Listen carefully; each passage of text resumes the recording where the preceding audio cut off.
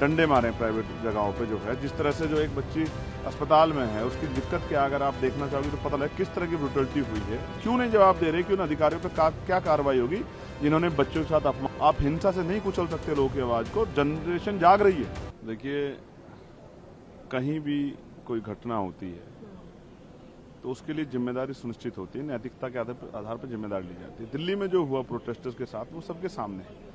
वो बच्चे कौन है? वो हमारे बच्चे, इसी देश के बच्चे हैं, इस देश का भविष्य है। जिस तरह उन पर लाठियां चली, और मैंने तो इस हद तक देखा कि जो बच्चों ने हाथ जोड़ लिए हैं उनको भी लाठियों से मारा गया, और एक दो नहीं, जब खूब लाठियां मार ली फिर भी नहीं कुछ हुआ तो उन सर में लाठियां मारी गई। ये किस तरह का व्यवहार है? आप पैलेट्स गन चला रहे हैं, आप टीयर गैस छोड़ रहे हैं, आप लातों से मार रहे हैं, बड़े बड़े अधिकारी थप्पड़ मार रहे हैं। डीसीपी को आपने मेरे कल कहने के बाद जो है डीसीपी को आपने वहां से हटा दिया। क्यों हटा दिया? क्या अगर कोई आम आदमी किसी पुलिस के अधिकारी को या किसी को भी XYZ थप्पड़ मारेगा तो उस पर भी यही क्राइम बनेगा क्या जो आप कह रहे हैं?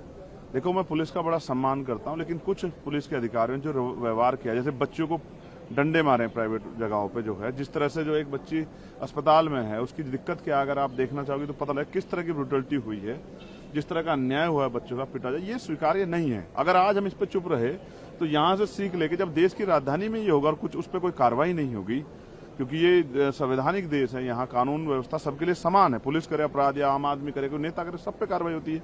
तो मेरा बड़ा सवाल ये है कि ये फिर गांव देहात में से क्या सीख जाएगी, ग्रामीण क्षेत्रों में, जिलों में क्या सीख जाएगी, इसका कौन जवाब देगा? इसलिए मैं यहाँ खड़ा हूँ कि गृह मंत्री जी को जवाब देना चाहिए। उनकी चुप्पी खल रही है, वो यही है, वो सब कुछ देख रहे हैं, अपने नेताओं से चर्चा कर रहे हैं, मंत्री चर्चा कर रहे हैं, लेकिन वो क्यों नहीं जवाब दे रहे, क्यों न अधिकारियों पर क्या कार्रवाई होगी जिन्होंने बच्चों के साथ अपमानजनक रवैया अख्तियार किया, जिन्होंने उनका सेक्सुअल हरेसमेंट किया, जिन्होंने लाठियां मारी, उन पे चिन्हित कर कार्रवाई क्यों नहीं हो रही? इसका जवाब मांगने के लिए मैं यहाँ खड़ा हूँ। मैं ये जानता हूँ मीडिया को भी लाठी लगी है, लेकिन जवाब ये है कि लाठी किसके पास थी, प्रोटेस्टर के पास या पुलिस के पास? और बहुत सारे ऐसे लोग भी थे पुलिस के साथ जो पुलिस नहीं थे, पुलिस के कर्मचारी नहीं थे, लेकिन उन पर लाठियां थी। तो मीडिया को भी लाठी मारी गई, प्रोटेस्टर को भी लाठी मारी गई, मारने वाले पुलिस और पुलिस के साथ वाले लोग थे, पैरामिलिट्री फोर्स। इसका जवाब देना पड़ेगा। आप हिंसा से नहीं कुचल सकते लोगों की आवाज को। जनरेशन जाग रही है। अगर देश के प्रधानमंत्री रात को 12 बजे तक जाग रहे हैं, वो इसलिए जाग रहे हैं कि देश की जनता 4 बजे तक जाग रही है। दिल्ली में जंतर मंतर पे लोग पूरी रात जाग रहे हैं, देश के चारों तरफ प्रोटेस्ट हो रहे हैं। कल बिहार में क्या हुआ?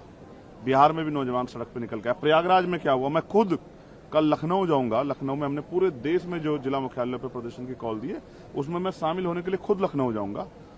लखनऊ में जाके कल पूरे दिन हम लोग रहेंगे, वहां हम लोग ज्ञापन देंगे। ये अन्याय अब खत्म होना चाहिए, पुलिस का व्यवहार मैत्री होना चाहिए। अब ये सब नहीं स्वीकार हो सकता। अब जनरेशन नहीं पिटेगी, नौजवान नहीं पिटेगा, उनके कपड़े नहीं फाड़ सकते, उनको अपमानित नहीं कर सकते। इसका जवाब मांगने के लिए मैं, क्योंकि हाउस नहीं चल रहा है, तो मैं यहाँ खड़ा हूँ कि गृहमंत्री इसका जवाब दें। कल जो है अपना हंगर स्ट्राइक तोड़ दिया है, उन्होंने जो अपनी बात रखी थी वो भी मानी गई है, जो कार्रवाई ना हो बच्चों पर और तमाम सारे विषय को लेकर, क्या कहेंगे? मुझे नहीं पता है कि कार्रवाई ना होने की कौन सी बात मानी गई है। कोई FIR दर्ज नहीं कर रहे हैं या कर रहे हैं, उसको खत्म करें, मुझे नहीं पता। दूसरा,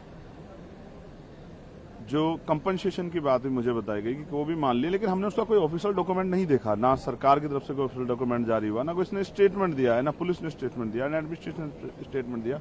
इसका मतलब ये सारी बातें भी हवा में।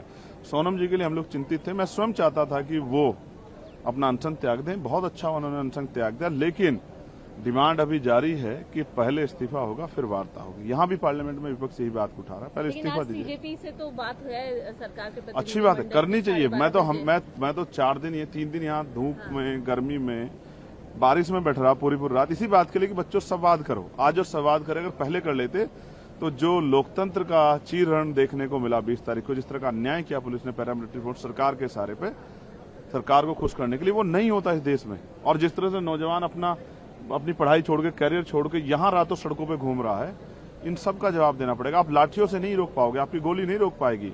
मैं फिर कह रहा हूँ, गोली चलानी तो हम पे चलाओ, लाठें चलानी हम पे चलाओ। उन बच्चों पे क्यों चला रहे? उन्होंने आपका क्या बिगाड़ा है? वो तो अपनी हक की मांग के लिए यहाँ आए। तो आप ये जो निर्दयता कर रहे हैं, आप में जो अहंकार आ गया, इसको जनता तोड़ देगी। मेरी बात को आप याद रखना। मेरी भारतीय जनता पार्टी NDA को मेरी चेतावनी है कि ये ना समझे कि आप परमानेंट है। जनता तोड़ देगी आपका गुरूर घमंड, और देखना फिर आपको पता लगेगा कि जनता ही मालिक है। प्रधानमंत्री जी ने एक वीडियो भी जारी किया है कल, जिसमें उन्होंने बताया है कि इम्पोर्टेंट कैबिनेट में आज डिसीजन लिया जाएगा, बिल लाने की बात कह रहे हैं। फास्ट ट्रैक कोर्ट का जो है वो शुरुआत हो चुकी है, किस तरीके से देखते हैं? बहुत ही इम्पोर्टेंट मैसेज है उसका देश के युवाओं के लिए। बहुत अच्छा है, उनको मैसेज देना चाहिए, लेकिन रात को 12 बजे मैसेज दे रहे हैं, यानी कि जनता के जागने से उनको भी जो है एहसास हो रहा है कि ये मैटर इतना आसान नहीं जितना समझा जा रहा है। पहले लगा था कि प्रोटेस्ट को पीट देंगे, आंसू गैस छोड़ देंगे, चले जाएंगे, लेकिन ये नौजवान है, डरने वाला नहीं। इन्होंने तो अंग्रेजों को उखाड़ के फेंक दिया था। अब तो हालात और होगी, कोई बम फेंक रहा है जिला मुख्यालय पर जाके। चेतावनी है ये हुकूमतों को कि वो जुर्म करना बंद करें, नौजवानों को सुने, उनकी मांगों को सुने। उनकी मांगे जायज हैं। जिस तरह से जो है पार्सलिटी हो रही है, जिस तरह से पेपर लीक हो रहे हैं, जिस तरह से जो है सेंटर बहुत दूर दूर लगाए जा रहे हैं, जिस तरह से जो है स्कोर कार्ड जारी नहीं हो रहा है, जिस तरह से जो है तमाम तरह से नौजवान से पैसा, बेरोजगार नौजवान से आप पैसा ले रहे हो हर फॉर्म के नाम पे, और कोई आपके यहाँ कैलेंडर नहीं है राष्ट्रीय या प्रदेश स्तरीय कि कब पेपर होगा और कब रिजल्ट आएगा। आप नौजवानों को बर्बाद कर रहे हो।